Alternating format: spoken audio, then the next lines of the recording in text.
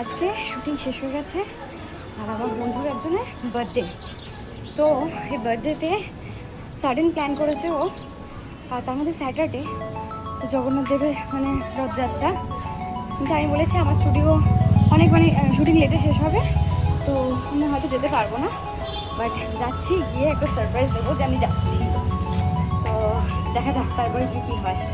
আচ্ছা, ও as a makeup artist ওর স্টুডিওতেই হচ্ছে, ওর বাড়িতে না। চলো, চলে এসেছি, সবাই চলে এসেছে।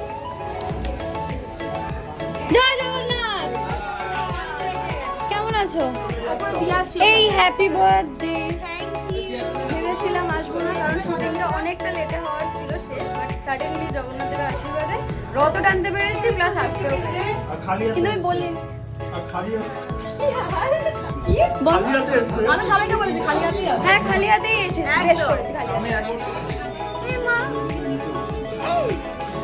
বাচ্চাগুলো এখন আমার সাথে থাকতে চায় না, কেন কে জানে। এমন কোনো বাচ্চাই আমার কোলে থাকতে চায় না। গোটা ফ্রেন্ডস গন বহুদিন পর।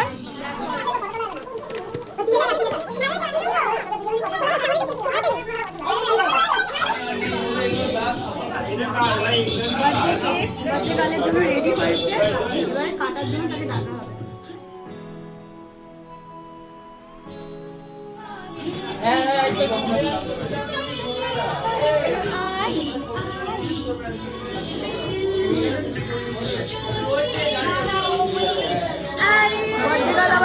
রেডি হচ্ছে কারণ ভালো ভিডিও ফটো উঠবে বলে। দেখো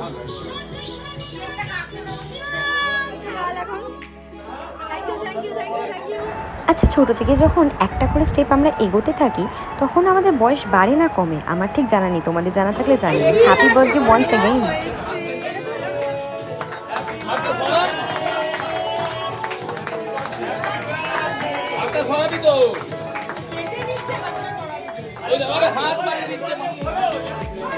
সব শেষে এটাই বলবো, পৃথিবীতে জন্ম নিয়েছি ভগবানের কৃপায় আর বাবা মার আশীর্বাদে, তাই যতদিন বেঁচে থাকবো ভগবানের নাম নিয়ে যাব আর বাবা মার সেবা করে যাব। Radhe Radhe. Happy birthday Tithi, God bless you, ভালো থাকিস।